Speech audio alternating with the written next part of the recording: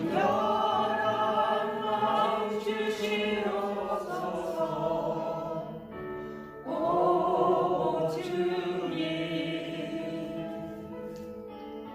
정직한 영을 새롭게 하소서.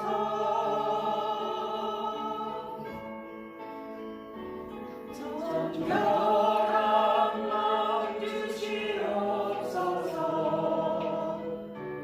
오 주님, 정직한 영을 새롭게 하소서.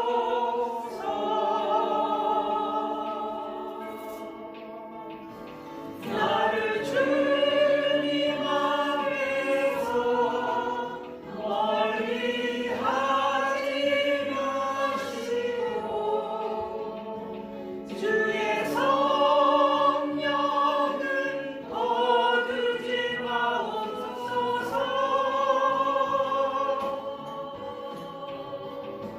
그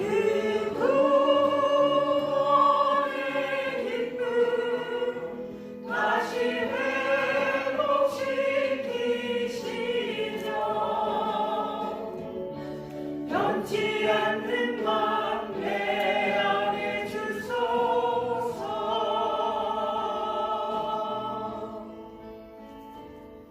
정결한 마음 주시옵소서. 오 주님, 정직한 영을 새롭게 하소서.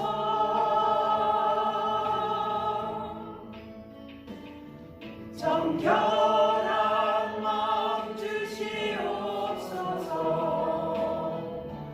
오 주님, 정직한 영을 새롭게 하소서.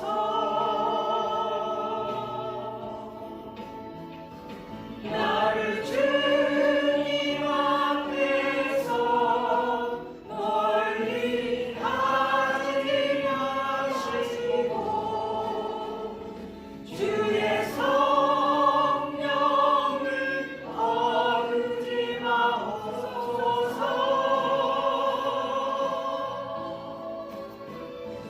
그 구원의 기쁨 다시 회복시키시며 변치 않는 맘 내 안에 주소서.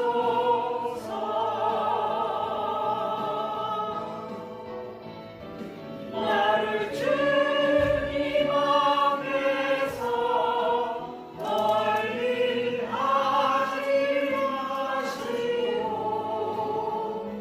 주의 성령을 거두지 마옵소서.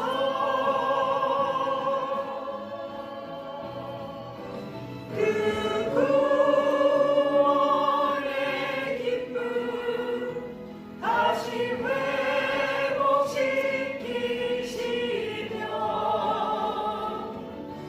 변치 않는 맘 내 안에 주소서.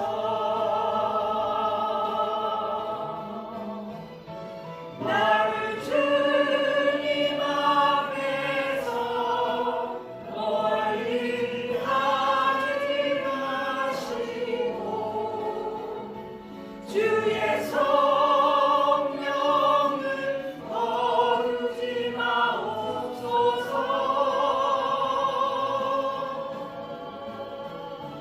그 구원의 기쁨 다시 회복시키시며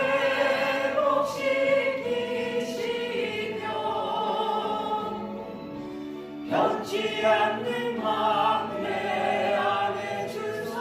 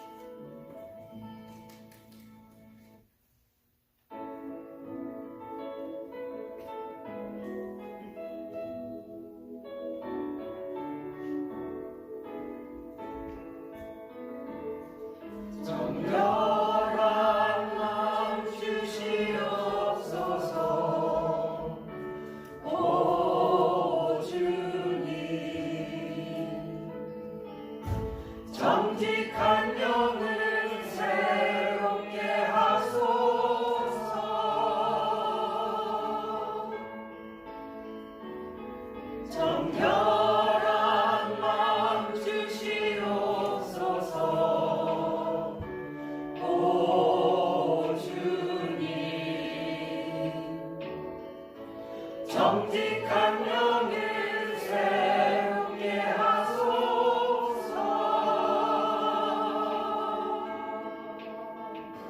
나를 주님 앞에서 멀리 하지 마시고 주의 성령을 거두지 마옵소서.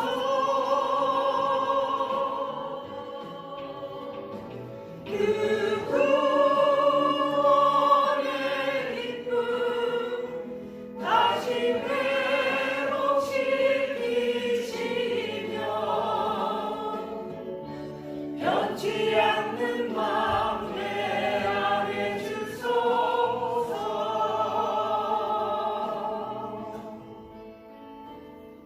정결한 마음 주시옵소서. 오 주님, 정직한 영을 새롭게 하소서.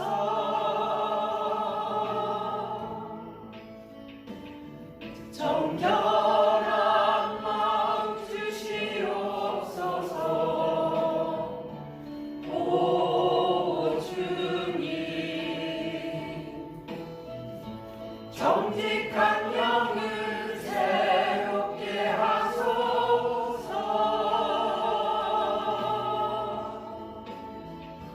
나를 주님 앞에서 멀리 하지 마시고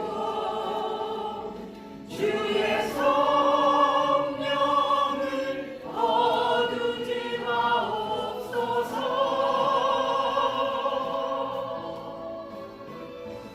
그 구원의 기쁨 다시 회복시키시며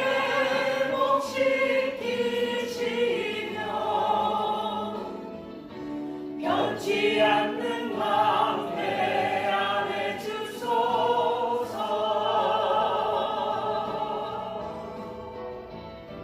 나를 주님 앞에서 멀리 하지 마시고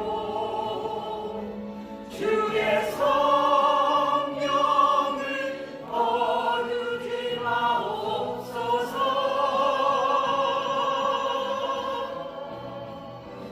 그 구원의 기쁨 다시 회복시키시며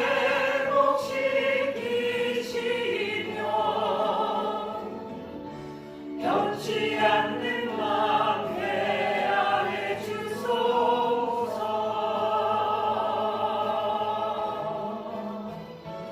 나를 주님 앞에서 멀리 하지 마시고 주의 성령을 거두지 마옵소서.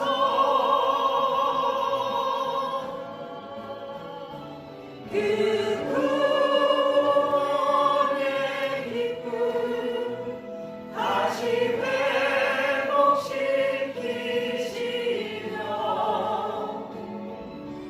변치 않는 마음 내 안에 주소서.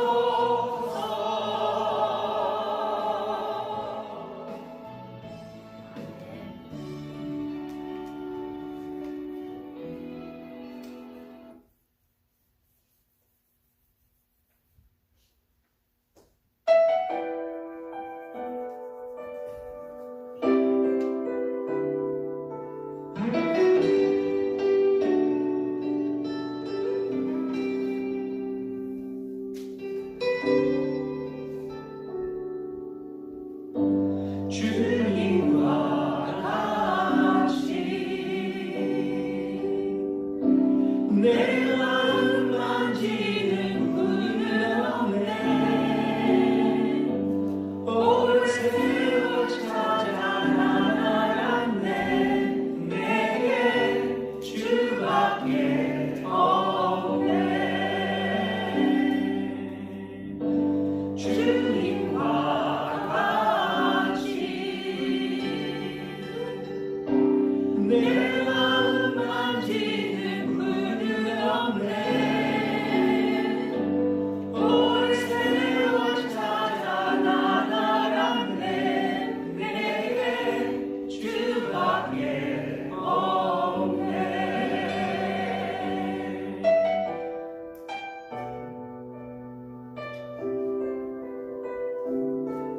주 자비 감가지를 이루고 주 손길 치료하네.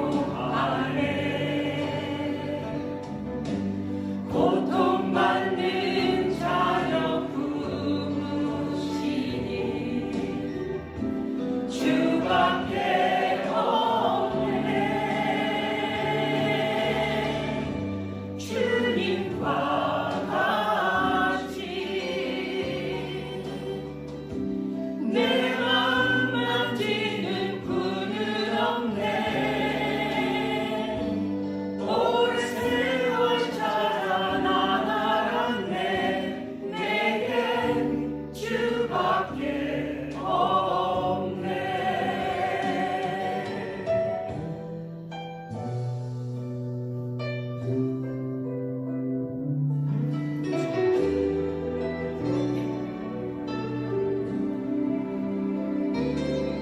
주 자비 감가지를 이루고 주 손길 치료하네.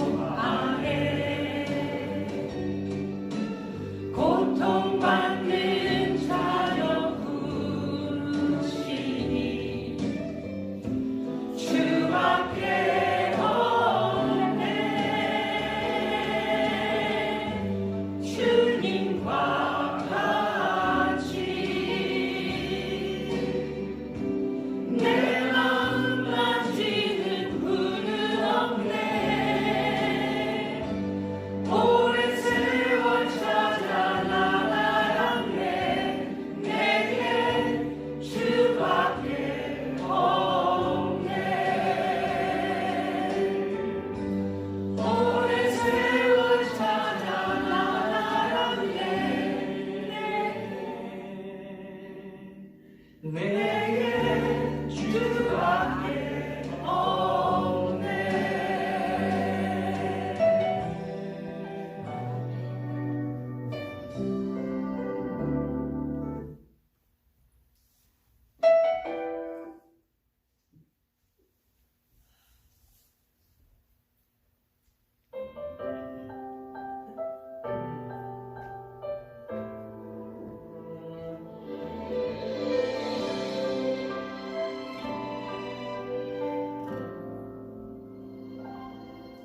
내가 누려왔던 모든 것들이,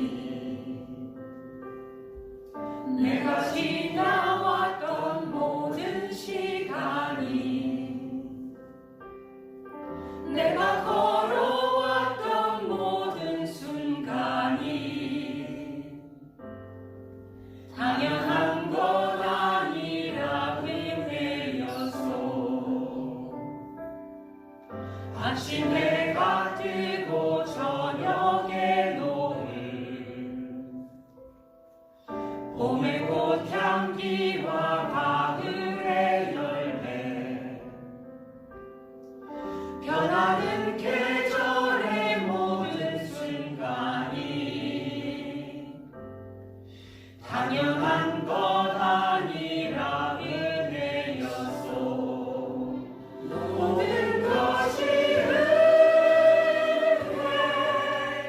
은혜, 은혜.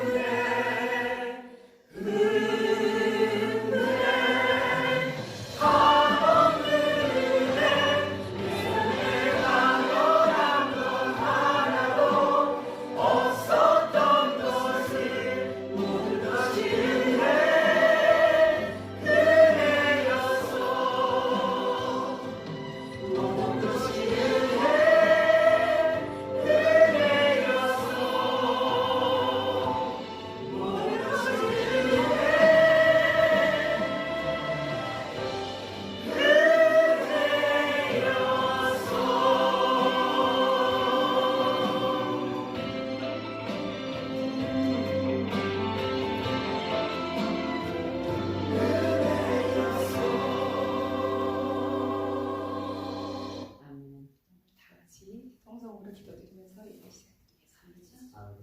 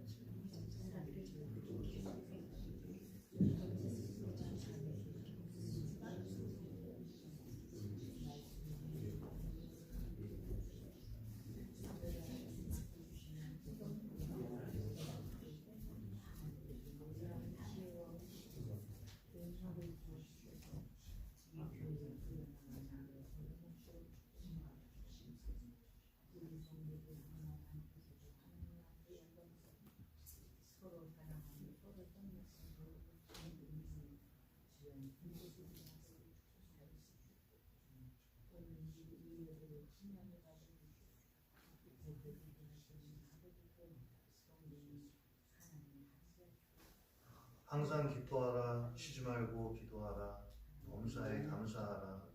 이것이 그리스도 예수 안에서 너희를 향하신 하나님의 뜻입니다.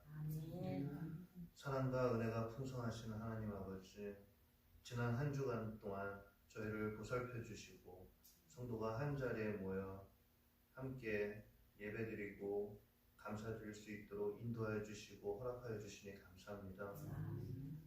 오늘 이 예배를 통해 감사로 나가는 저희가 되게 하시고 항상 기뻐하라 하신 주님의 말씀에 순종하며 기쁨으로 함께 나아갈 때 하늘의 신령한 은혜를 넘치도록 부어주시옵소서. 이 시간 함께 예배에 참석하지 못한 성도를 위해 기도합니다.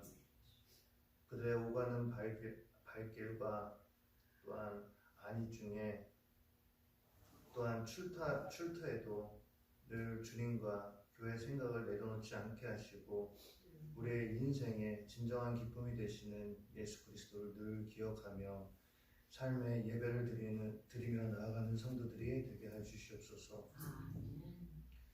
우리를 세상의 빛과 소금으로 부르신 하나님, 한 주간 우리의 삶 가운데 연약하고 부족하여 저희가 지은 많은 죄를 회개하며 나갑니다. 예수 그리스도의 한없는 은혜가 아니면 주님 앞에 나갈 수 없는 죄인임을 고백합니다. 오늘도 예배 가운데 예수 그리스도의 보혈로 우리를 덮어주시고 우리의 악한 죄를 깨끗이 씻어주시옵소서. 그리하여 예수 그리스도의 향기가 되게 하시고 복음의 전달자가 되게 하시고 축복의 통로가 되게 하셔서 아름다운 그리스도인의 모습으로 살아갈 수 있도록 날마다 힘을 더하여 주시옵소서. 간절히 예수 닮기를 간절히 원하고 바라고 소망하는 주님의 자녀가 되게 하여 주시옵소서.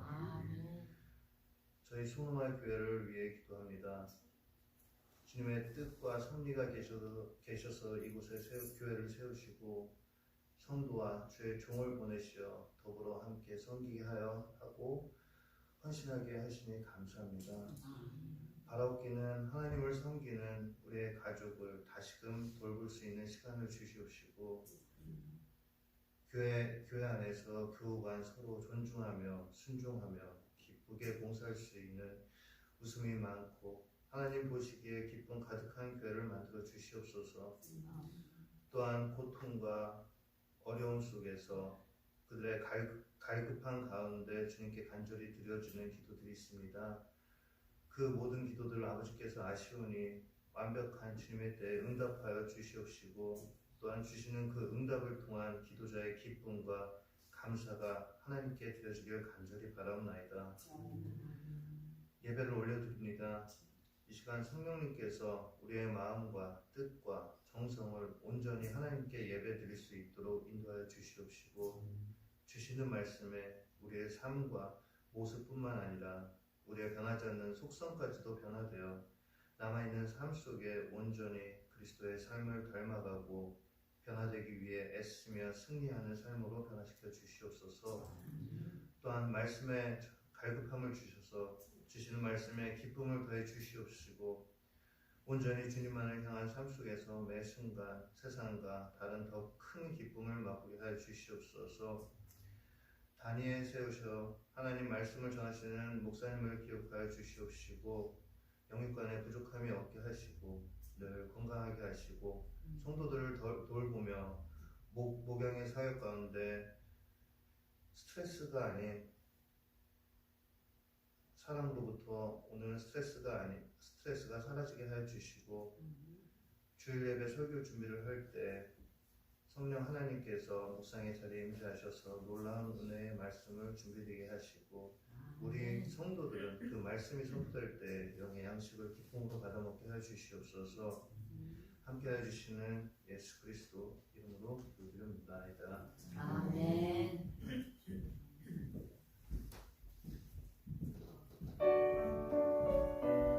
함께 공헌하시겠습니다.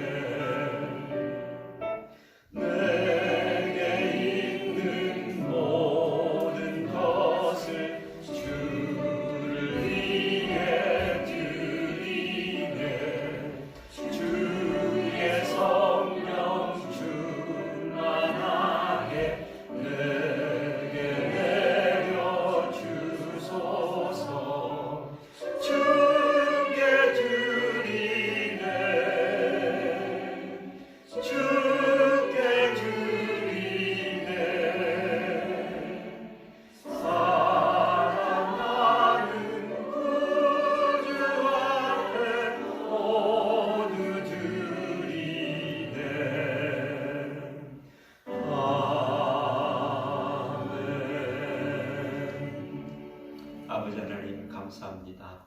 저희들을 불러 모아 주셔서 이 아침에 주님 앞에 찬양과 기도와 그 예배를 이렇게 드릴 수 있도록 은혜 주신 것을 감사를 드립니다. 한 주간 저희들을 세상의 삶 가운데 지켜주시고 보호하시고 공급해 주시는 은혜 따라 저희들이 열심히 성실하게 살게 해주시니 감사를 드립니다. 저희들 또한 아버지 하나님 세상 염려와 근심을 가지고 이 자리에 있는 성도들이 있는 줄 믿습니다. 육체의 약함과 아픔 때문에 함께하지 못한 성도님들도 기억하여 주시옵소서. 아버지 하나님 비록 이 자리에 없지만 떨어져 같이 예배 드릴 때 주님 주의 임재가 동시에 일어날 수 있도록 함께 하시는 역사가 일어나게 하여 주시옵소서. 저희들이 선별해 드린 헌금을 받아 주시옵소서. 우리의 가정과 자녀들, 후손들을 축복하여 주시고 우리의 기업을 형통케 하여 주시옵소서. 늘상 저희들 주시는 것들로 나누며 살 수 있는 넉넉한 사람들이 되어갈 수 있도록 주님 축복하여 주시옵소서. 감사드리며 우리 주 예수 그리스도의 이름으로 기도드립니다. 아멘. 저희들이 사도행전을 지금 공부하고 있습니다. Radical Encounters 시리즈 이제 마지막 시리즈의 네 번째죠. Radical New Partnership인데 피트너십으로 되어 있네요. 보셨나요? 이렇게 가끔 가다가 스펠링이 틀려져 있는 것들이 여러분 있는 걸 보실 거예요. 제가 성격이 그렇죠. 어떨어떨해가지고 가끔 이렇게 빼먹을 때가 있어요. 네, 오늘 설교의 이 키워드를 파트너십으로 정했어요. 네, 정했는데 여러분 파트너십 잘 아시죠? 비즈니스 파트너로 알려진 그 당사자들이요. 상호 이익을 증진시키기 위해서 협력하는 것을 파트너십이라고 얘기를 하잖아요. 예.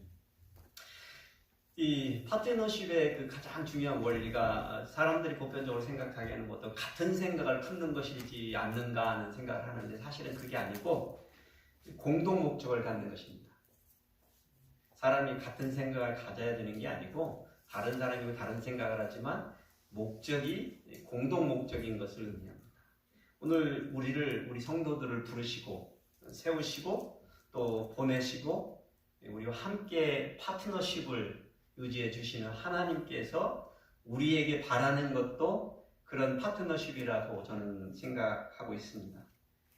하나님께서는 과연 그러면 자기의 백성들과 하나님이 사랑하시는 사람들을 세우시고 보내시고 이루실 때 어떻게 파트너십을 유지하시는지 한번 보기를 원합니다. 하나님께서는 획일적으로 모든 사람이 다 같은 모양으로 그렇게 세상을 살기를 원하시거나 아니면 사역하기를 원하지 않습니다.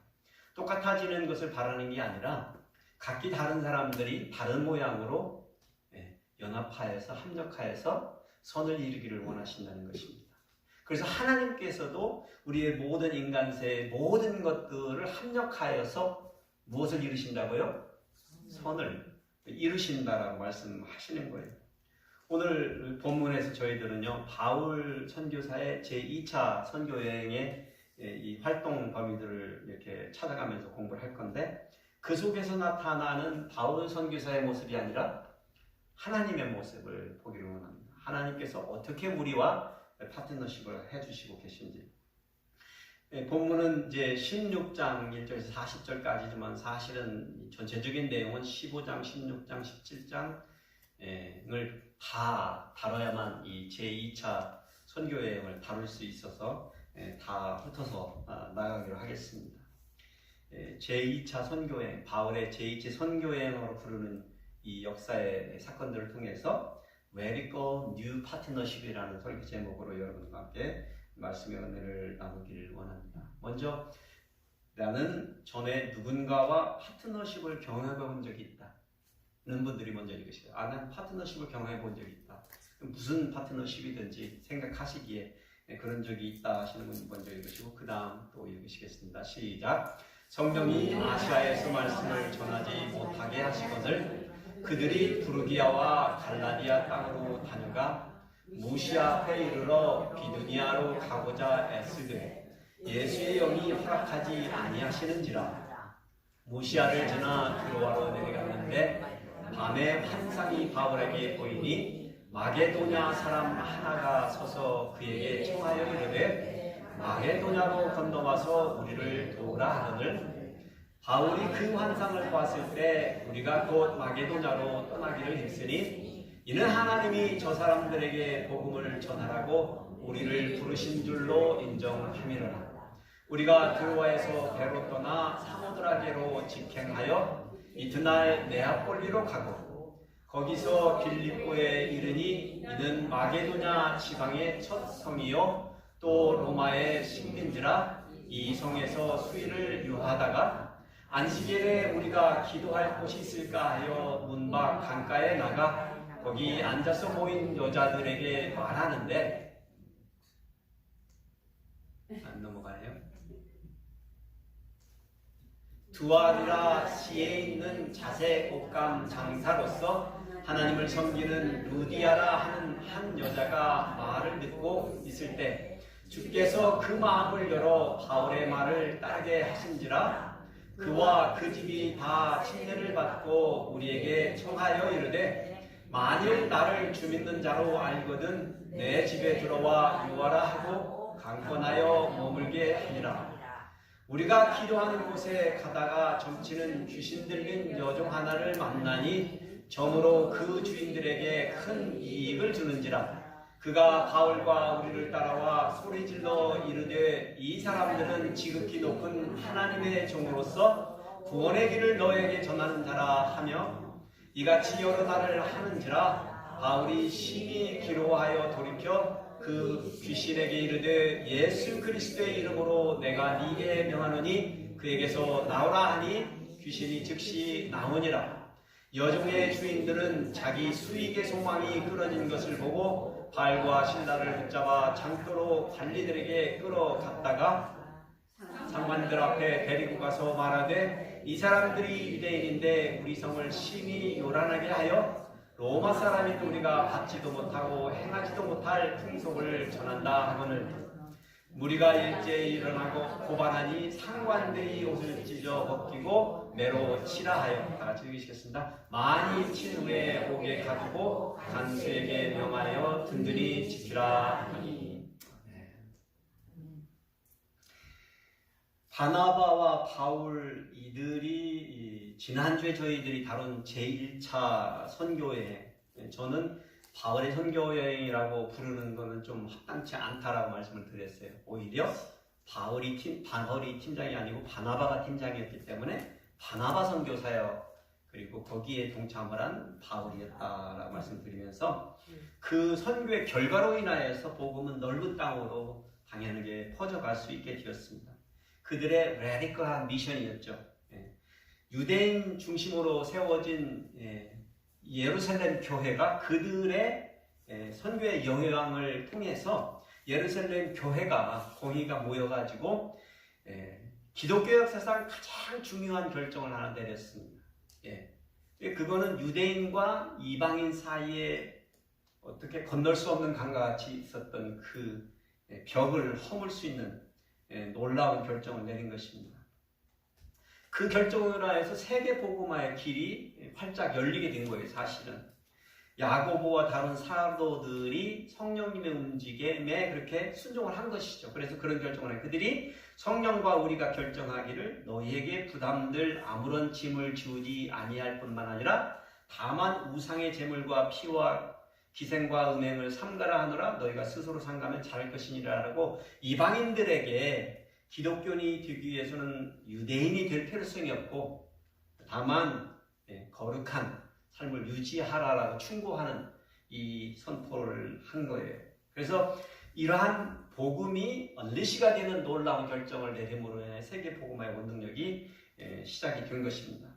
예루살렘 교회는 그래서 대표로 실라하고 유다라는 사람을 안디옥 교회에 파송을 한 거예요. 그래서 바울하고 바나바하고 이렇게 네 사람이 같이 안디옥 교회에 와가지고 예루살렘 교회의 결정을 이렇게 얘기해 준 거예요. 사람들에게, 이방인들에게. 여러분들이 더 이상은 유대인의 풍습을 따를 일도 없고 유대인처럼 될 필요도 없고 유대인이 될 이유가 없다. 그러면서 또 그리스도인이 되어서 거룩한 삶을 살면 된다라고 이렇게 얘기해 준 거예요. 그러니 이방인들 간에는 이것이 엄청난 변화였던 것입니다.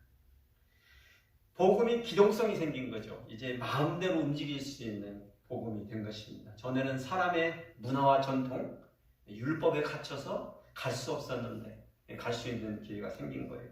그런 즈음에 이제 바울과 바나바가 안디옥에서 이렇게 활동을 하다가 한 2년 정도 이렇게 활동을 하다가 오늘 우리가 배우게 되는 2차 선교 여행을 떠나게 됩니다. 그래서 저희들은 2차 선교 여행을 떠나는 이 사람들, 그들의 그 여정을 통해서 하나님이 자기 사람들과 어떤 파트너십을 유지하시는지를 배워보기로 합니다. 첫째, 하나님은 인간들의 갈등까지도 사용하신다는 거예요. 그래서 자기의 선하신 뜻을 드러내신다는 거예요. 사람의 갈등. 그렇죠. 여러분이나 저나 사람의 갈등을 겪어보지 않은 사람 있으신가요? 이 세상 살면서 인간 갈등 안 겪어보신 분은 아직 뭐라고 해야 되나? 세상을 다 살아보지 않았다라고 표현해야 되나? 세상을 살아가면서 부딪히지 않을 수가 없죠. 어린 시절에 뭐 그냥 엄마 아빠 밑에서 자라는 애들이라면 몰라도 사회생활을 해본 사람이라면 적어도 독립적인 생활을 영위해 나가는 사람 입장이라면 사람하고 부딪혀가지고 관계가 삐뚤어지거나 어긋나거나 마음에 아파보지 않은 사람은 없을 것입니다. 1차 선교여행이 끝나고 나서 2년쯤 지났을 때 바울이 갑자기 바나바를 찾아와서 얘기를 하는 거예요. 그래서 우리가 주의 말씀을 전한 각 성으로 다시 가서 형제들이 어떤가 방문해보자 라고 건의를 하는 거예요. 바울 사도가 바나바에게 제안을 하는 것이죠. 그러니까 바나바도 지체치 않고 그럽시다, 당연히 그래야 되지요 하고 말하기를, 그러면 이번에도 마가 요한을 데리고 갑시다 말을 하는 거예요. 그렇게 제안을 하는 거예요. 우리는 지난주에 말씀을 짧게 드렸죠. 마가 요한이 바멜리아에서 안디옥, 비시디아 안디옥을 가기 전에 포기하고 집으로 그냥 돌아버렸다는, 배 타고 가버렸다고 그랬잖아요. 아마도 그것은 산맥을 넘어야 되는, 본문에서는 구체적으로 설명해 주고 있지 않은 그러한 위험이 있었기 때문에 포기했었을 거라는 거예요. 근데 바울이요, 그런 전적을 가지고 있는 마가 요한을 그런 행동을 그랬던 그 사람을 잊을 리 없죠. 그래서 이렇게 말하는 거예요. 혼자서 선교팀을 버리고 집에 돌아가 버리고 함께 일하러 가지 아니한 자를 데려오고 가는 것은 옳지 않다라고 얘기하는 것입니다. 여러분 중에 바울과 동의하시는 생각을 가지신 분이 누구 있어요? 그렇죠. 이 선교가 애들 장난도 지가 하고 싶다고 하고 가고 싶다고 하고 집에 가고 싶다고 돌아가 버리고 포기하는 그런 사람과 한 뭉에를 메고 선교팀을 구성해서 가는 것은 옳지 않다라는 게 바울의 생각이었던 것입니다. 한 번의 실수를 용서하고 싶지 않았던 바울인 거예요. 저희들이 금요일에 MBTI를 공부했는데 아마 그 성격을 추론해보면 ENTJ 사령관 변론가가 아마 바울 형이었을 것입니다. 그러니 바울은 마가 요한을 아무리 바나바의 친척 조카라도 선교에 짐이 들 만한 이 사람을 데리고 가는 것은 생각하기에 머리로 용납이 안 되는 것이죠. 그런데 바나바는 바울과는 다른 유형의 사람이었습니다. 그는 가슴으로 결정하는 사람이었어요. 가슴으로. 비록 그가 마가 요한이 전에 그렇게 실수하고 선교팀을 버리고 집으로 가버리는 그런 실패를 우리에게 주었더라도 그래도 한 번 더 기회를 주고 같이 갈 수 있는 이 길을 줌이 어떠하냐라고 하는 거예요. 그러니까 바나바는 INFP 같은 어떤 중재자형이었을 것입니다. 관계 중심적인 사람으로 그것이 중요한 거예요. 세심한 사람의 관계를 중시 여기는 바나바였을 것입니다.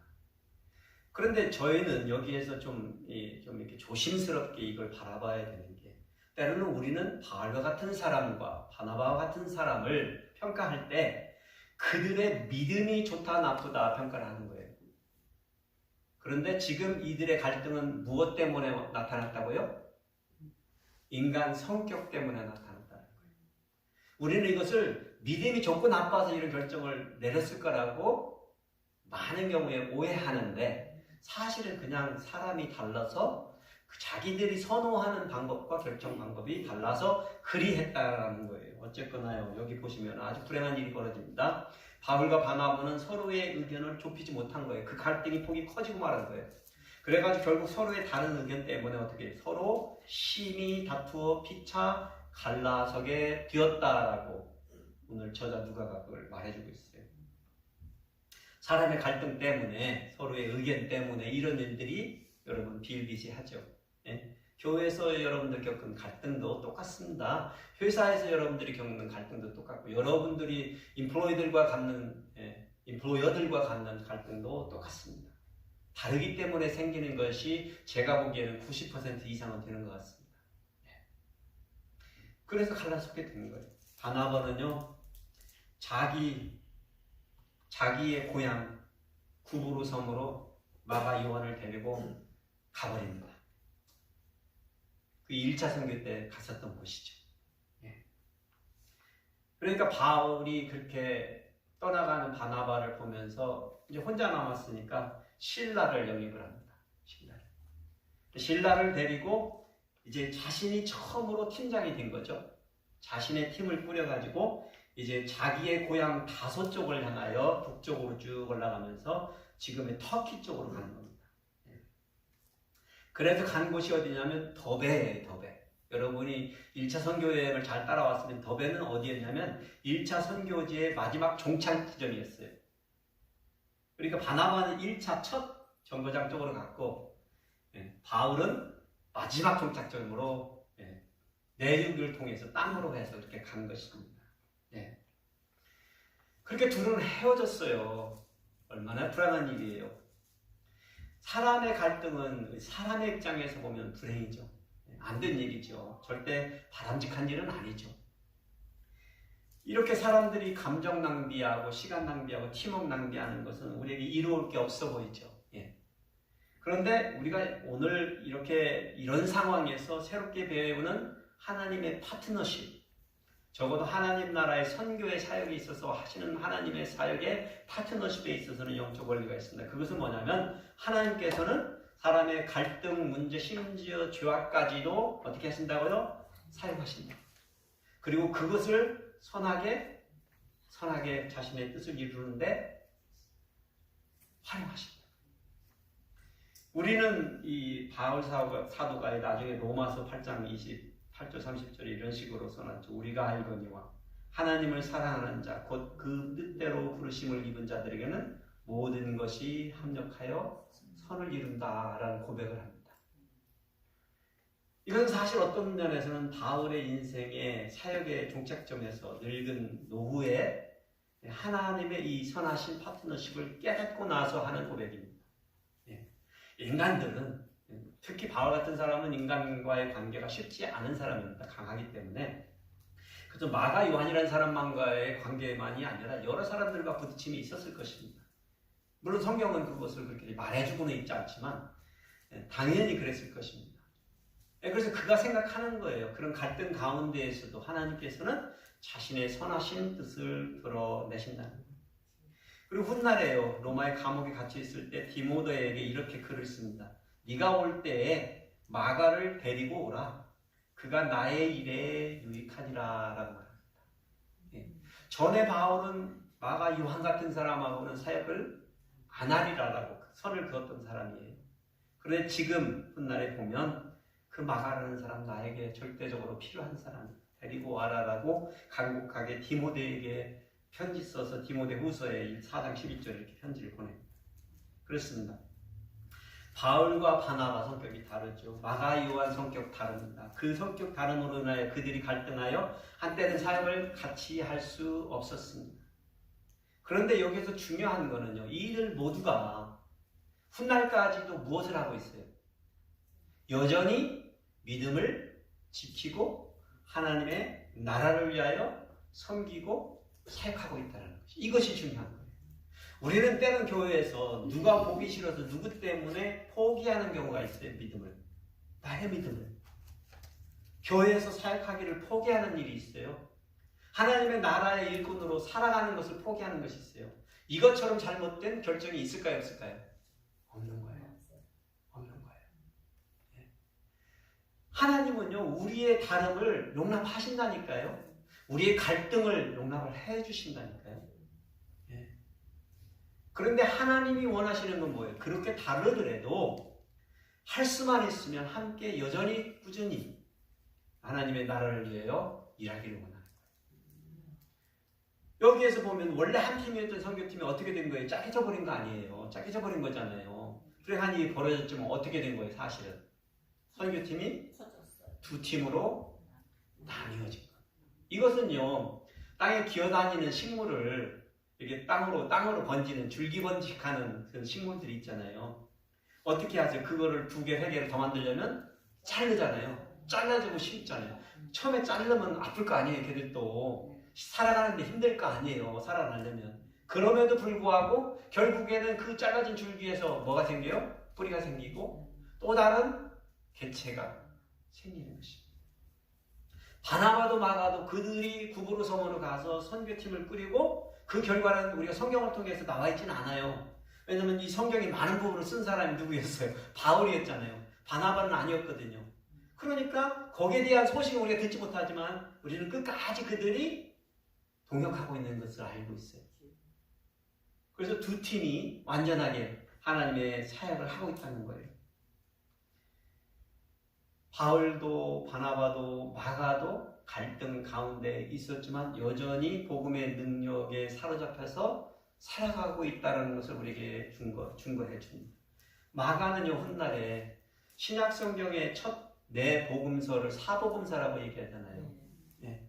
그 중에서 그 사복음서 중에 가장 먼저 쓰여졌을 것이라고 여기는 복음서가 마가복음입니다.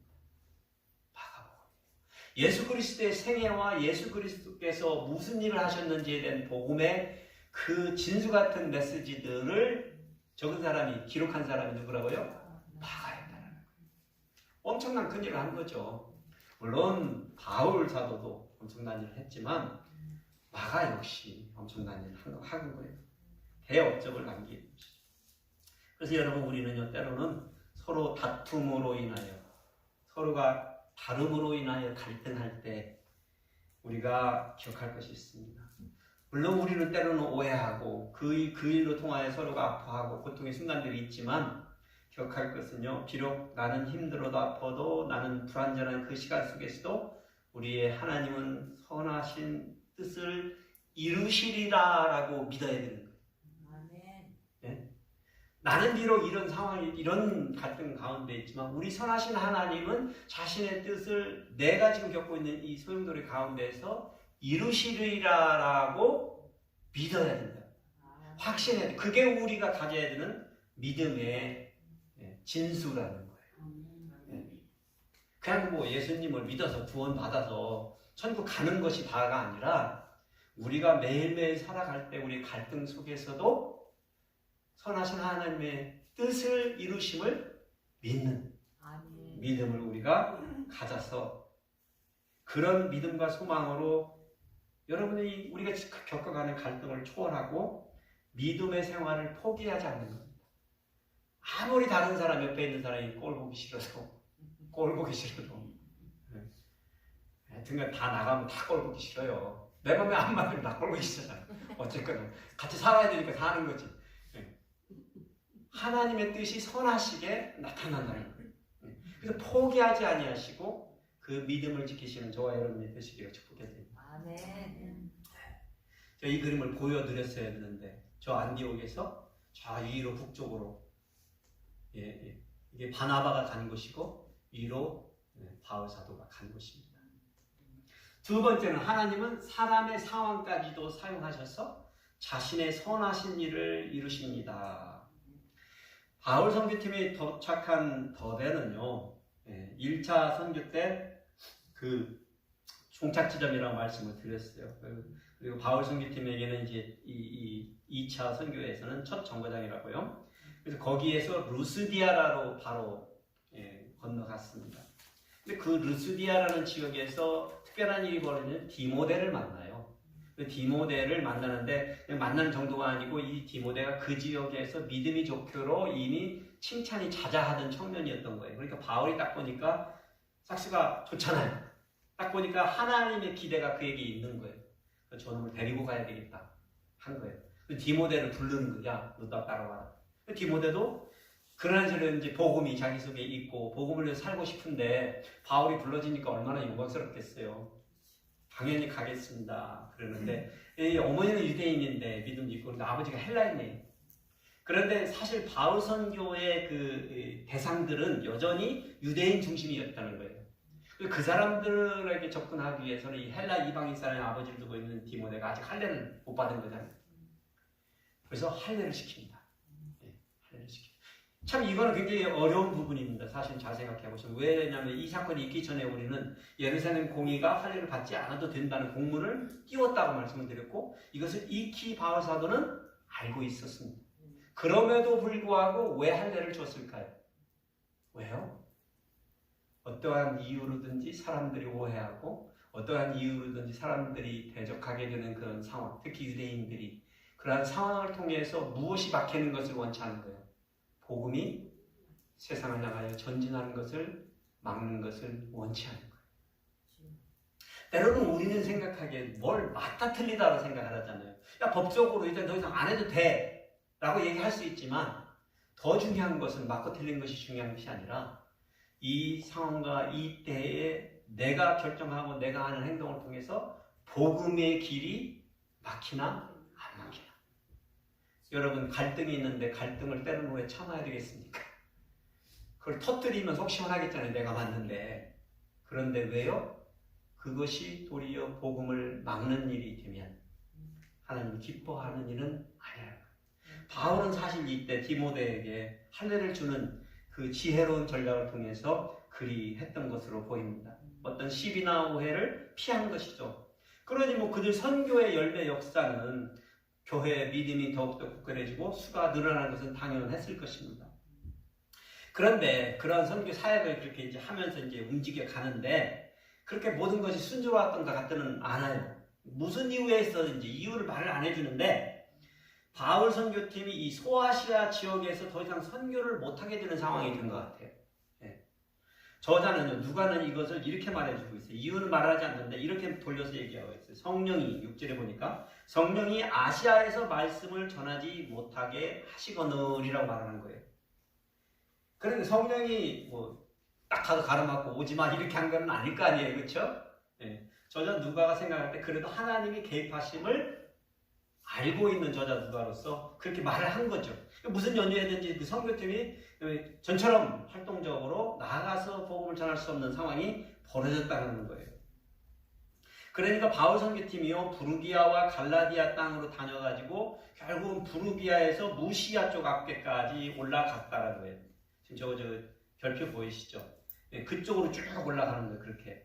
네, 그래서 바울 사도가 생각하기에 무시아에서 동편 쪽으로 네, 이쪽으로 가면서 선교를 하고자 했던 거예요. 비두니아라는 지역으로. 제가 생각해 보면 이 동편 쪽으로 가서 이렇게 틀어가지고 다시 왔던 길로 되돌아가고자 하는 생각을 가졌던 것이 아닌가 하는 생각을 해보는 거예요. 바울 사도가 저쪽에도 이제는 돌아가야지 하고 동쪽으로 가는 생각을 가지고 있었다는 거예요. 그런데 성령님께서는, 하나님께서는 바울의 선교팀을 향하여 어떤 계획을 가지고 계셨어요? 다른 계획을 가지고 계신 거예요. 네. 바울 선교팀이 그렇게 하지 못하는 상황이 벌어진 거예요. 그러니까 계획은 그랬는데 그렇게 못하게 된 거죠. 네. 그러니까 어쩔 수 없이 밀려가지고 저 꼭대기 지금 드로아까지 간 거예요. 저 꼭대기 뒤. 네. 지금의 터키의 최북서담이죠. 거기에 간 거예요. 그 항구 도시에. 그래가지고 거기에서 있는데 하루는 밤에 하나님께서 기도 중에 바울에게 환상을 보여주신 거예요. 근데 그가 본 거는 뭐냐면 마게도냐 사람이에요. 헬라 사람의 그리스 사람인 거죠. 헬라 사람들을 본 거예요. 그리고 바울을 향하여서요, 마게도냐로 건너와서 우리를 도우라는 소리를 듣는 거예요. 한 사람이 와서 우리를 와서 도우라고 하는 환상을 본 거예요. 그러니까 환상을 본 바울은 즉시 그것이 성령님의 보내심인 것을 깨달았죠. 그래서 다방면으로 어떻게든지 마게도냐로 건너가는 대편을 알아보기 시작하고 힘썼은 거예요. 그래가지고 드디어 그래서 그들이 배를 타고 마게도냐로 향하게 된 것입니다. 마게도냐가 왜 그렇게 중요하냐면 저게 유럽 대륙입니다. 유럽 대륙. 이제 바울의 선교가 처음으로 어디로 건너가고 있다고요? 유럽으로 건너가고 있네요. 유럽. 배를 타고 사모드라기아라는 섬에서 하룻밤을 지셉니다. 그 중간에 있는 섬이에요. 그래서 하루를 지나고 나서 그 이튿날 선교팀이 유럽 대륙의 마게도냐의 첫 항구도시 네아폴리에 도착합니다. 네아폴리. 처음으로 관문이 열린 그곳에 간 것입니다. 여기 이 모든 과정을 보시면 우리는 하나님께서 늘 사람의 상황 가운데서 사람의 생각과 계획을 어떻게 하신다고요? 초월하시는 하나님인 것을 보게 됩니다.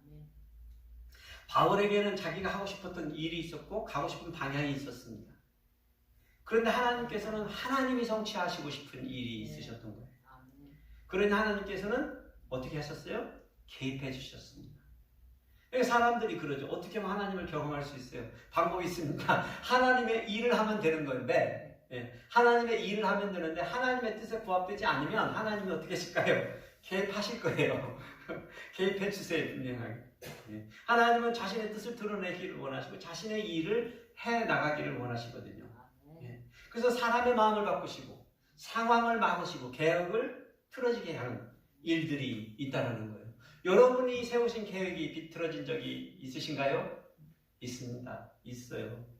그게 뭐 사람이 마음을 바꿔서든지 상황이 바뀌어서 어떤 적이 있지만 그럴 때가 있어요. 근데 때로는요, 만일에 이게 하나님 나라의 일과 관여된 일이라면 어떤 경우에는 누가 개입하셨을 수도 있다? 하나님이 개입하시고 계실 수도 있다는 거예요. 그러니 여러분, 우리는요, 어떤 경우라도 우리의 삶과 우리의 사역 가운데 개입하시는 하나님을 기대하기를 포기하지 말아야 해요. 내가 이렇게 사는 게 고생스러울 때가 있잖아요. 왜 나한테만 이런 상황이 벌어지지 하고 고민스럽고 불행하다고 느낄 때 있지만 믿음을 되살리셔서 그때 여러분의 기대감을 높이셔야 돼요. 하나님이 무엇 하시려고 나에게, 나 같은 거에게 이런 일들을 통과하게 하시는지, 왜 내 앞길을 막으시는지를 생각해 봐야 한다는 거예요.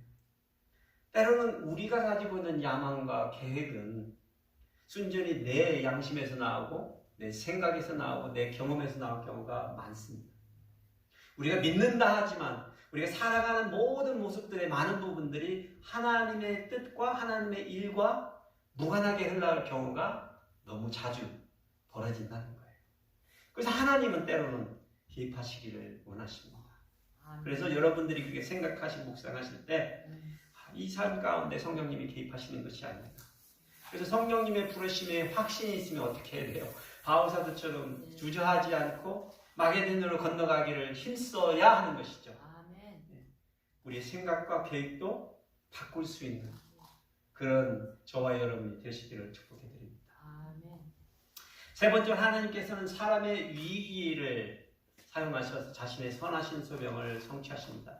영어로는 카타스트로피라고 해서 좀 더 급한 위기를 표현하기를 원하는데 단어를 한국말로 어떻게 표현했는지 잘 모르겠어요. 그냥 위기라고 표현했는데, 마게도냐의 네아폴리 항구에 도착한 바울 선교팀은 거기에 머무르지 않고 곧바로 유럽의 관문에서도 그 중에서 중요 도시였던 빌립보로 바로 향합니다.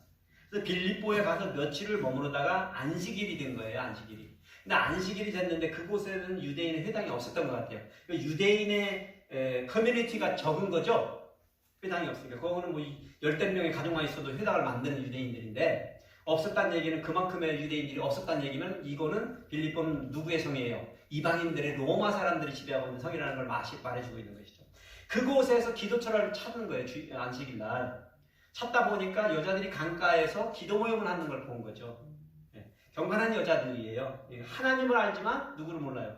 예수 그리스도를 모르는 사람들이죠. 그곳에 갔는데 그곳에서 만난 사람이 누구냐면 자주 옷 텍스타일 비즈니스를 하는 비즈니스 우먼이었던 루디아를 만나는 거예요. 루디아. 영어로 리디아죠.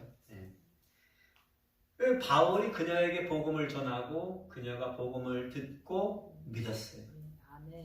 근데 그녀가 자기만 믿고 구원을 받은 게 아니고 당장에 성교팀 자기 집으로 초대해가지고 자기 온 식구들이 믿고 침례받을 수 있도록 한 것입니다. 그렇게 해서 빌립보에서 유럽 대륙에서 첫 예수 그리스도의 교회가 세워지는 발판을 마련한 거고, 루디아가 유럽에서 대륙에서 처음으로 예수님을 믿고 침례받은 역사의 산 증인이 되는 것입니다. 그런데 그런 실적이, 그런 선교 결과들이 있지만 바울 선교단을 향하여 밀려오는 고난과 핍박은 여전히 있을까요, 없을까요? 있었다라는 거죠. 멈추지 않았습니다. 빌립보로 돌아다니는데 한 소녀가, 여자의 소희가 악령에 들려서 점을 쳐주고 먹고 사는 일을 하는 거예요. 그런데 바울 선교단을 보고 나서 바울 선교사님이 누군지를 아는 거예요, 귀신은. 그러니까 막 따라다니면서 막 이 사람들은 그런 사람들이라고 소리치고 따라다니니까 이게 선교에 도움이 되는 게 아니라 방해가 되는 거예요, 도리어. 그러니까 바울이 그냥 참다 못해가지고 귀신을 쫓아내버립니다. 예수 그리스도의 이름. 그러니까 이 소녀가 멀쩡해졌는데 문제는 멀쩡했는데 더 이상 점을 못 치잖아. 그러니까 그 주인이 뭐가 뭐가 망가진 거예요? 비즈니스가 망가진 거예요. 비즈니스. 예. 자기 인플루이가 일할 능력을 잃어버리니까 비즈니스가 망가지고 얼마나 화딱지가 날 거예요. 그래가지고 바울과 신라를 고소를 해가지고 끌고 가서 소동을 일으켜가지고 결국에는 감옥에 쳐넣어버리는 겁니다. 예. 감옥에 그렇게 갇힌 거예요. 그냥 뜬금없이 바울과 신라가요. 예. 이러니 뭐 그런데요. 뭐 저나 여러분 같으면 얼마나 실망스럽겠어요. 좋은 일을 하려고 그러는데 무슨 감옥 이럴 거 아니에요. 근데 바울과 신라가요 그 밤중에 뭘 해요? 포기하지 않냐고 실망하지 아니고 찬송과 기도를 했다라고 기록해주고 있어요. 큰 소리로 하나님께 기도하고 찬송을 하니까 그 감옥을 지키고 있던 간수가 그걸 다 듣고 있는 거 아니에요. 저것들은 뭔데 저지랄 하지 이럴 거 아니에요. 진짜 그럴 거 아니에요. 감옥에 잡혀가지고 뭐가 좋다고 찬송하고 기도한다고 저것들 뭐냐 이렇게 생각하고 있는데 갑자기 그 순간에 지진이 난 거예요. 그러니까 지진이 나니까 어느 정도냐면 옥문이 흔들어가지고 문이 활짝 열릴 정도인 거예요. 뭐 그 시절에 옥문이라는 거는 우리가 상상하는 이런 그 감옥의 그런 수요막 했던 그런 건 아니잖아요. 그냥 나무 기둥 몇 개 박아가지고 만들었을 그런 감옥이었을 거니까. 그런데 잘 생각해보면 그렇게 무죄로 잡혀왔던 사람들이라면 그런 기회가 주어지면 저와 여러분 같으면 호다닥 도망쳐야 될 거 아니에요. 빠져나가야 되는 게 정상이잖아요. 근데 바울과 이 신라가 어떻게 했다고요? 안 도망간 거예요. 안 도망간 거예요. 바보들이죠 사실. 그런데 그것을 본 간수가 황당하게 생각했지만 신기하게 생각했다는 거예요. 저 사람들은 뭐지? 전에는 부정적으로 쟤들은 뭐지? 그렇다면 저 사람들은 뭐 하는 사람들이지? 라는 생각을 갖게 된 거예요. 그러니 그 간수가 바울과 신라에게 이렇게 질문해요. 선생들이여, 공수를 해줘버렸어요. 선생들이여, 내가 어떻게 하여야 구원을 받으리까 묻는 거예요. 그러니까 바울은 땡 잡은 거 아니에요. 복음을 전할 수 있는 기회가 그냥 덩굴쳐 온 거 아니에요. 그러니 뭐라고 해요? 주 예수를 믿으라. 그리하면 너와 내 집이 구원을 받으리라라고 그냥 정답을 그냥 그 자리에 줍니다. 예. 정답을 받은 간수는 또 준비가 다 돼버려 있어. 그냥 듣고 믿습니다. 침례를 그 자리에서 받고 머무르지 않아요. 감옥에 갇혀있는 바울과 신라를 데리고 자기 집에 가는 거예요. 그 밤중에. 자기 식구들에게도 복음을 듣게 하고 그들도 믿게 하고 침례를 받게 합니다. 그 밤중에. 얼마나 대단한 일이 벌어진 거예요. 네. 세상적으로 보면 사람 눈으로 보면 바울과 신라가 좋은 일 전도하다가 선교하다가 감옥에 갇히는 것은 위익이죠. 잘못된 일이잖아요. 그런데 하나님은 그것조차도 어떻게 하셨어요? 기회로 만드신 거죠. 자신의 선하신 일을 이루기 위해 하셔서 그리 하셨던 거예요. 바울 사도는 그렇게 해가지고 그 다음날 어차피 무죄로 해서 풀려나요. 예. 풀려나요. 그래서 빌립보 성도들에게 인사하고 그래서 거기에서 빌립보를 떠나가지고 암비볼리와 아볼로니아를 거쳐가지고 데살로니가라는 지역에 가게 됩니다. 데살로니가는 빌립보다는 더 번창하고 큰 도시였습니다. 근데 거기에는 바울의 친척 야손이라는 사람이 있었어요. 친척 회당장이었는데 그래서 그 사람의 도움을 받아가지고 3주간 그곳에 머무르면서 회당에서 하나님의 예수 그리스도의 복음을 전하게 된 거예요, 바울이. 예. 근데 그 꼴을 본 유대인들이 참지를 못하는 거죠. 이제 뭐 듣고 믿는 유대인들도 있었지만 여전히 반대하는 사람들이 있으니까 그들이 야손의 집에 쳐들어와가지고 바울과 신라를 내놓으라고 디모데를 내놓으라고 그렇게 하는데 다행히 그때 잘 숨었나 봐요. 예. 그들이 못 찾고 야손만 끌어다가 쳐넣으려고 했는데 어차피 보석금 풀고 내고 풀려났어요. 야손을. 그러니까 바울의 선교팀이 어떻게 해요? 데살로니가에서 더 이상 복음을 전할 수 없으니까 어떻게 돼요? 다시 쫓겨나서 도망쳐 나온 거예요. 그래서 간 곳이 베리아라는 곳이 베리아라는 곳이.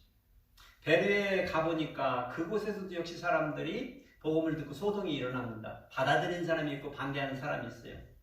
근데 베리아에 가보니까 그 사람들은 그래도 데살로니가 사람들보다는 그 마음이 말씀을 듣기에 간절함이 있었어요. 그래서 복음 전도가 잘 된 거예요. 그래서 많은 헬라의 귀부인과 남자들이 복음을 많이 받아들였다는 증언이 기록되어 있습니다. 그런데 흥미로운 것은 데살로니가에서 바울의 선교팀을 쫓아오고 그들의 목숨을 노리던 사람들이 포기하지 아니하고 어디까지 쫓아온 거예요? 여기까지 쫓아온 거예요. 베리아까지. 깽단을 모집을 해가지고 몰고 내려온 거예요. 거기까지. 바울을 잡아 죽이겠다고 내려온 거예요. 그것을 본 바울이 목숨을 위협을 느끼니까 실라하고 디모데를 놔둔 채로, 이게 말이 놔둔 거지 혼자만 도망가게 된 케이스가 된 거예요. 결국에는 쫄자들을 놔두고 두목만 혼자 도망치게 된 거예요. 그래서 결국에는 부둣가를 가가지고 데려와서 부둣가에서 배를 타고 도망치는 거예요. 도망친 거예요. 그래서 아테네로 간 거예요. 아테네. 이 백길이 꽤 먼 길이에요. 그래서 그렇게 그들의 손이 닿지 않는 아테네로 가가지고 거기에서 선교 사역을 이제 혼자 하면서 그 아테네에는 철학자들이 많았던 거예요. 그래서 그 야외 법정이 있었어요. 아레오바고라고 이 야외 실외 뭐 어떤 요즘 같은 어떤 극장과 같은 어떤 그런 되겠죠. 사람들이 이렇게 앉아 있고 앞에서 사람들이 이렇게 지도자들이 이제 서서 뭔가를 할 수 있는 이 법정과 같은 곳인데 거기서 바울이 선교를 한 거예요. 복음을 전한 거예요. 그 사람들에게 그런 거죠. 너희들이 알지 못하는 신이라고 부르는 그 신이 내가 알고 있는 하나님이시다라고 소개하면서 예수 그리스도를 전하는 거예요. 뭐 사람들이 믿는 사람이 있고 흥미로워하는 사람이 있겠죠. 근데 부활을 전하니까 많은 사람들이 반대하기 시작했어요. 결국 바울이 그렇게 해서 전도를 하면서 그 아덴도 떠나야 했습니다. 근데 잘 보시면은 근데 이 아덴에서의 위치를 잘 보시면 아덴이 바로 건너면 에베소예요. 그러니까 지금 바울이 지금 자기와 함께 했던 선교팀들하고 어떻게 됐다고요? 이게 자발적으로 헤어진 게 아니고 도망가다가 이게 뿔뿔 헤어진 케이스가 된 거잖아요. 그리고 이제 혼자 있으면 여러분 같으면 어떠시고 싶으세요? 저기에서 지금 지금 어느 정도 어떻게 할까? 제가 곰곰이 생각해보니까 본문은 이걸 얘기를 하고 있지 않은데 이 에베소로 가기를 원하는데 바로 그 항구가 바로 거기 그냥 배만 타면 갈 수 있는 데인데 가고 싶지 않았을까 그런 생각이 드는 거예요. 지치잖아요. 사실 같이 팀으로 일했다 혼자서 툭 떨어져가지고 이 사역을 막상 한다는 것 자체가 쉽지 않을 거 아니에요. 그런데 그가 간 곳이 어디예요? 고린도. 아덴을 떠나서 그가 선택한 곳은 에베소가 아니라 오히려 그 반대 방향이었던 고린도로 간 것입니다. 바울 선교팀들에게는 이 갈 곳을 선택해야 될 기로점이 있었던 거죠. 바울에게도. 어쩌면 되돌아갈 때가 됐다라고 생각했을 수도 있을 것 같아요. 이제 할 만큼 했다, 가자라고 생각했을 수도 있거든요. 그런데 상황이 그랬지만 복음을 위해서 그런 게 있을 거 아니에요. 더 가보고 싶은 마음, 더 가면 어떨까 하는 마음. 저희가 그 아프리카 선교를 할 때 보면 이제 우간다로 들어가서 우간다에서 버스 타고 르완다로 들어가서 르완다에서 선교하다가 우간다로 나와가지고 또 다시 탄자니아로 나가서 버스 타고 가서 이렇게 선교하는 여정 이제 3개국을 이렇게 쭉 도는 예정들을 보면서 중간중간에 같이 왔던 팀원들이 한 개국어만 한 나라만 보고 가고 또 어떤 사람은 두 나라만 보고 가고 마지막까지 세 나라를 다 보고 마지막까지 해서 그 같이 돌아오는 사람들의 애틋한 정이 있어요. 그게 남아서 끝까지 하는 사람들이. 사람들이 기로점에 있죠. 어떤 상황에서 이렇게 돌아갈 수 있는, 뭐 마가 요한도 사실 첫 번째 얘기에서 그랬을 거예요. 사실은 돌아가는 일. 그렇다고 바울이라고 그런 마음들이 없었겠냐는 거죠. 이제 할 만큼 했다. 이제 돌아가자 하는 생각이 왜 없었겠어요. 그럼에도 불구하고 소명에 붙들린 사람은 하나님이 이끄시는 길을 향하여 가는 것이죠. 바울이 아는 한 가지가 뭘까요? 복음은 어디를 향하여 간다고요? 예루살렘과 유대와 사마리아와 땅끝인 거예요. 저렇게 가면 집으로 가는 방향이지만 하나님이 우리를 향하여 알고 계시는, 원하시고 계시는 방향은 어디에? 땅끝이에요. 땅끝이에요. 그것이 그를 붙들었고 그것이 그들의 소명이었던 것이죠. 아멘. 오늘 우리는 이 모습들을 보면서 고린도에서 또 바울은 이제 여차여차 해가지고 디모데하고 실라가 연락이 돼요. 그들을 불러옵니다. 오라고 그래요. 와라, 고린도로 와라. 고린도에서 거의 18개월을 머무르면서 사역을 하게 되는 거예요. 그렇게 길게 있을 거라고 처음부터 계획했던 것 같지 않습니다. 그런데 그렇게 긴 시간을 그곳에서 고린도에서 사역을 하게 됩니다. 여러분이 고린도 전후서의 길이, 그 글들이, 바울의 글들이 왜 이렇게 자세한지를 이전에 이해를 하셨습니다. 거기에서 그렇게 오랫동안 사역을 했기 때문에. 바울은요, 박해에 직면하고 실망하기도 했지만 주님의 나타나심을 통하여 끝없이 힘을 얻고 두려움을 오버컴하면서 사역을 해나갔습니다. 고린도 거기에서도요, 회당장 그리스도보를 포함해 많은 사람들을 예수께로 영접을 시켰어요. 침례도 베풀고요.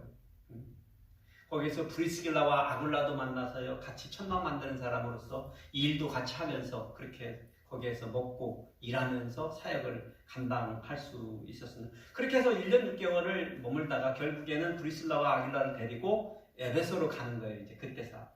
그래서 에베소에 도착해서 브리스길라와 아굴라를 에베소 교회에다가 놔두고 그리고 나서 자신은 이제 되돌아가는 거예요. 안디옥, 시리아 안디옥 교회 쪽으로 가는 거예요. 이렇게 하고 2,500마일이 넘는 이 긴 여행을 2년에서 3년 정도의 기간을 통해서 바울 사도가 2차 전도여행을 마치는 것입니다. 저희는 지난주에 미션이라는 단어의 뜻을 공부했죠. 보내다라는 뜻을 공부했죠. 그 중심에는 어떤 느낌이 있다고 그랬어요? 보내다, 어떻게 보내다? 쫓겨 보내다. 어떻게 보이세요? 지금 이 바울의 여정을 보시면서 역시 선교는 쫓겨가는 거죠. 쫓겨가는 것이나를 느끼실 것입니다.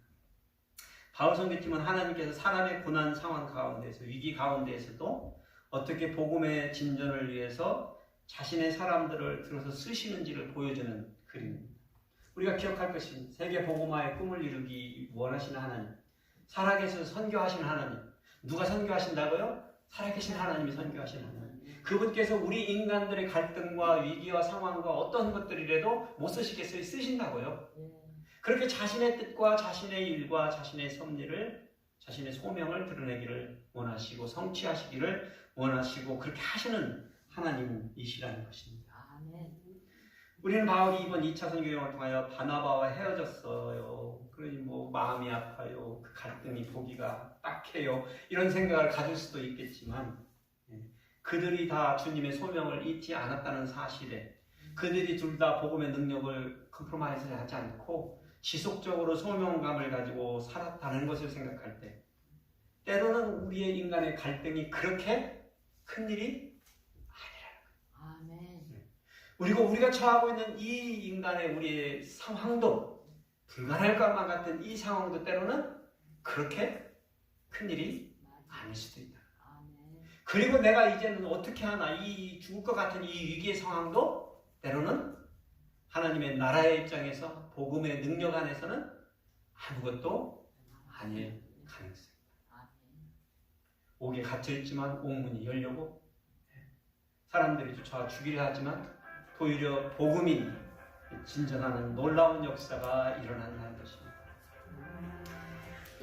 바울 선교팀은 단순하지만 변하지 않는 순종을 가지고 어디 대륙에 복음을 전했다고요? 유럽에 대륙. 예수 그리스도의 교회들이 세워진 것입니다.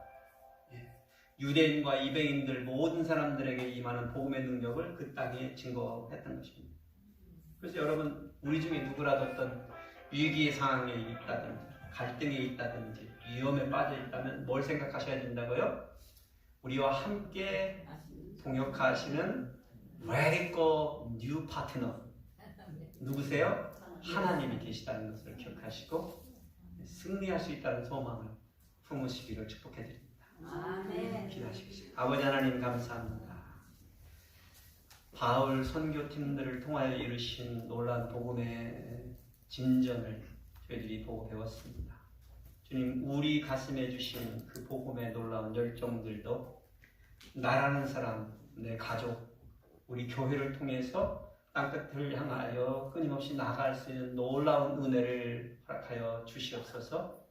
우리에게 용기를 허락하시고 또 우리에게 주어지는 갈등과 상황과 위기조차도 초월하여 하나님과 기꺼이 동역해 나아가는 놀라운 파트너십을 회복할 수 있는 저희들 될 수 있도록 주님 축복하여 주시옵소서. 감사드리며 우리 주 예수 그리스도의 이름으로 기도드렸습니다. 아멘. 광고 말씀드리겠습니다. 오늘 저희들이 성찬식이 있을 거고요.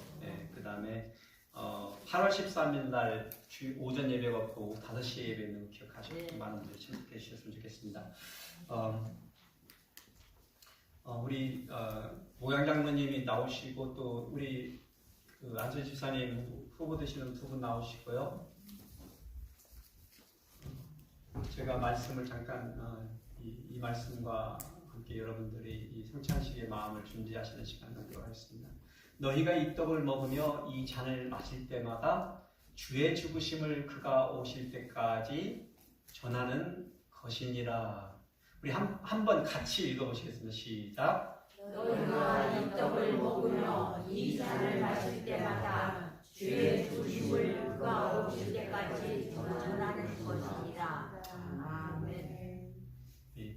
바울 사도가 고린도 교회 성도들에게 쓴 편지의 한 부분입니다. 우리 주님께서 12 제자들과 함께 살아계실 때에 잔과 떡을 가지시고 나를 기억하여 이 일을 행하라 우리에게 명령해 주셨죠. 그곳에 없었던 바울 사도는 주의 은혜 가운데에서 그들에게 우리들에게 교회들에게 주어진 이 성례식을 통해서 바울 사도는 이 한 가지 증언을 더하는 거죠. 주의 죽으심을 그가 오실 때까지 전하는 것이다라고 오늘 우리가 나눈 내용이 말씀의 내용과 연결돼서 우리를 도전하고 있습니다. 그래서 우리가 주를 기억하는 이유가 주의 이름을 알지 못하는 사람들에게 어떻게든지 나를 통해서 흘러갈 수 있고 전해지는 것인 줄 믿습니다. 그래서 함께 떡과 잔을 드실 때 그것을 생각하시면서 기억하시면서 떡과 포도주, 주스를 드시기 바랍니다.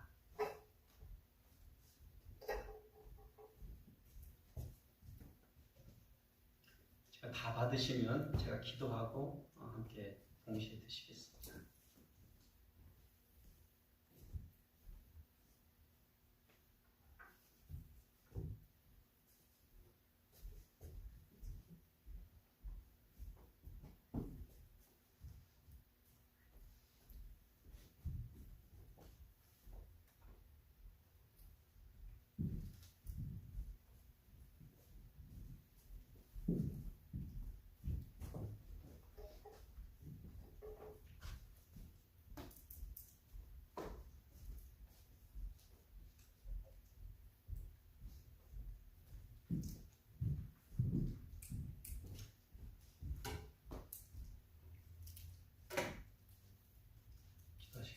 아버지 하나님, 이 시간에 주님께서 자신의 몸과 피를 기억하라고 제자들에게 당부하신 그 말씀을 기억합니다.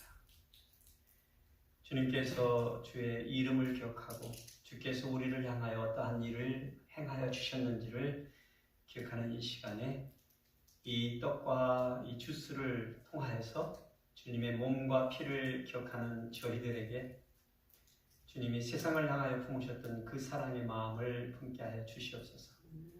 세상을 향하여 주의 이름을 전하기를 소원하는 마음들이 생길 수 있도록 주님 축복하여 주시옵소서. 감사드리며 우리 예수 그리스도의 이름으로 기도드립니다. 아멘. 같이 드시겠습니다.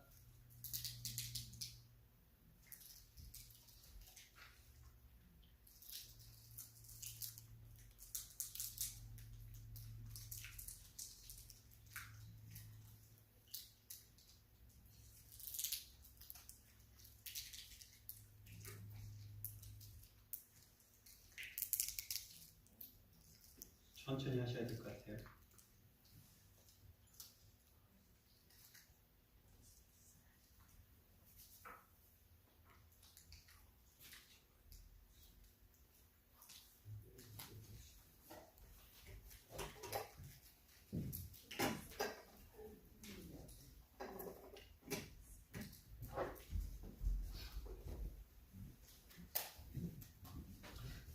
같이 일어나셔서 영광 찬송 저 높은 곳을 향하여 찬양하시겠습니다.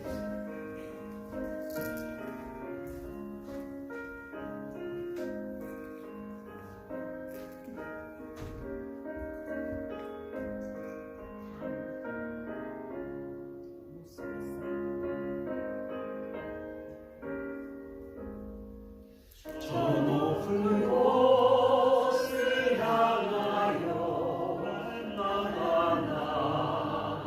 나아갑니다. 내 뜻과 정성 모아서 날마다 기도합니다. 내 주여 내 맘 붙드사 그곳에 있게 하소서. 그곳은 빛과 사랑이 언제나 넘치옵니다. 괴로움과 죄가 있는 곳 나비로 여기사라도 빛나고 높은 저곳을 날마다 바라봅니다. 내 주여 내 맘 붙드사 그곳에 있게 하소서. 그곳은 빛과 사랑이 언제나 넘치옵니다. 주를 따라 올라가 저 높은 곳에 우뚝 서 영원한 복양 누리며 즐거운 노래 부르리. 내 주여 내 맘 붙드사 그곳에 있게 하소서.